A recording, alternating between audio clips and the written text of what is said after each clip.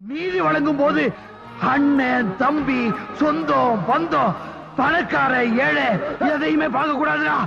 நாயத்தை மட்டும் தான் சொல்லுவேன். வாய்ப்பில்லை ராஜா, வாய்ப்பு கிடையாது.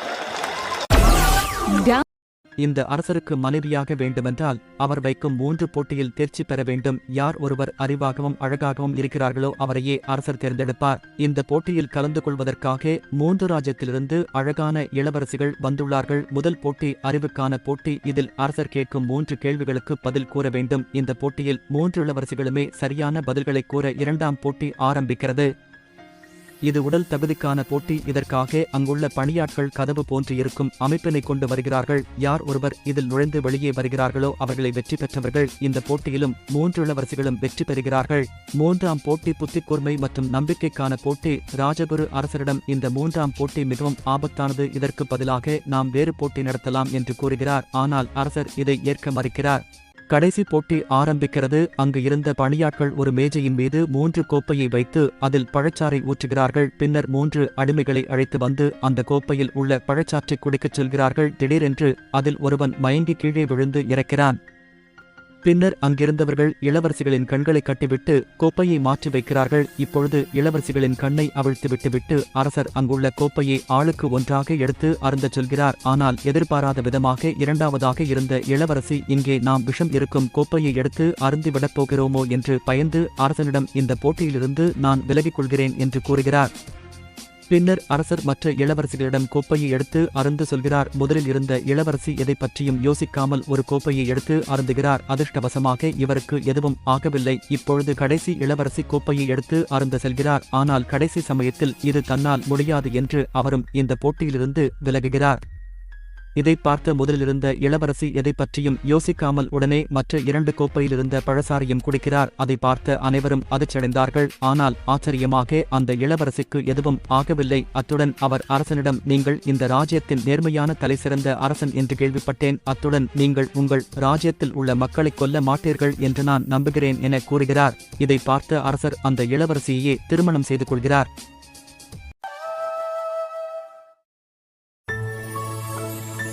The Arabian Nights stories are some of the world's great treasures.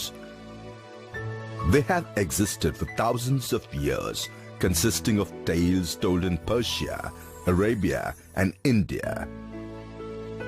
The Arabian Nights, also known as the 1001 Arabian Nights, have inspired writers the world over with the ancient power of story. These stories convey the great sense of adventure, truth, fantastic imagination, justice, and faith embodied by the great civilizations that contributed stories and ideas to the collection.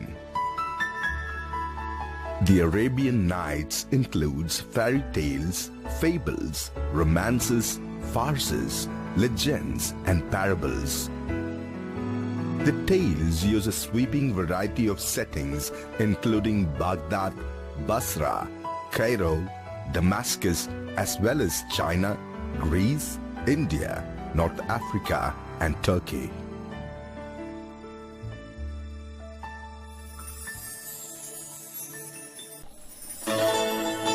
Long ago, a famous dynasty ruled Persia. Sultan Shariar was a great king who ruled the kingdom. He had a wife whom he loved more than everything in the world, and his greatest happiness was to surround her with splendor. But after several years, he found that she has not been loyal to the Sultan. The Sultan was not able to bear this. He killed his wife. From that day, he made his Grand Minister bring in a girl, get her married that day evening, and kill her the next day. The whole kingdom was shocked with this attitude. The Grand Minister himself was the father of 2 daughters, of whom the elder was called Scherezade and the younger Dinarzade. Shariar was highly intelligent and extremely beautiful. One day, Father, I have a favor to ask. Will you grant it to me?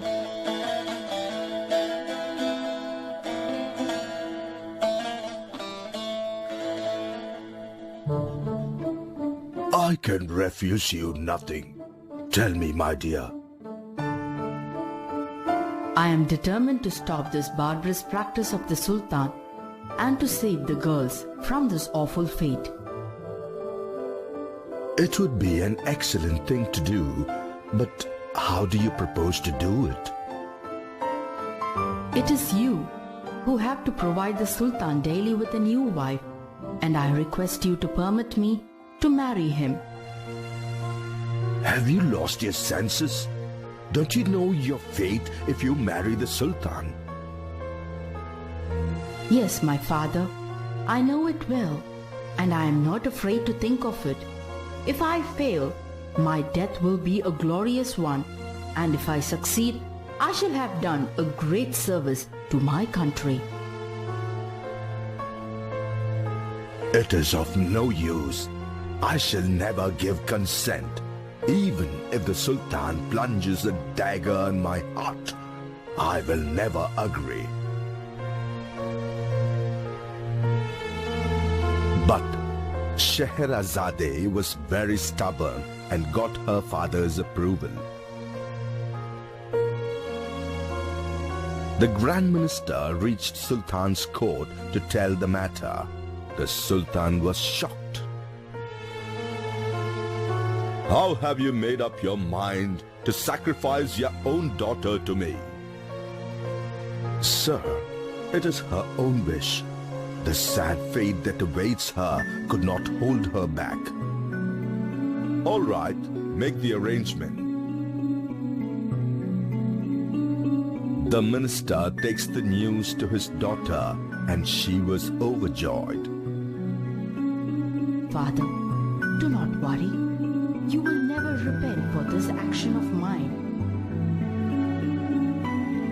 The marriage was arranged and Shahrazade married Sultan.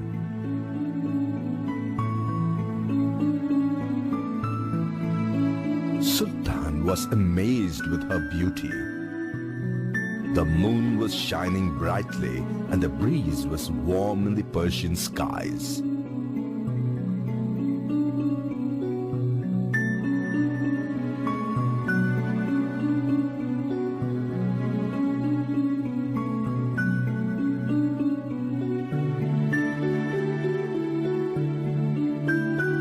Shahrazade, you look very pretty. You're also highly educated. But still, why do you want to choose this option? Your Highness, it's a great honor to die in your hands, even if it is for a day. The Sultan smiled. What are your hobbies in the free time? I love narrating for the young and old, and I'm quite popular in this area for that. Is it? Your Highness, if you wish, I will tell you an interesting story. All right, the night is very calm and peaceful. Tell me a story. Let me hear. Shahrazade started with her first story.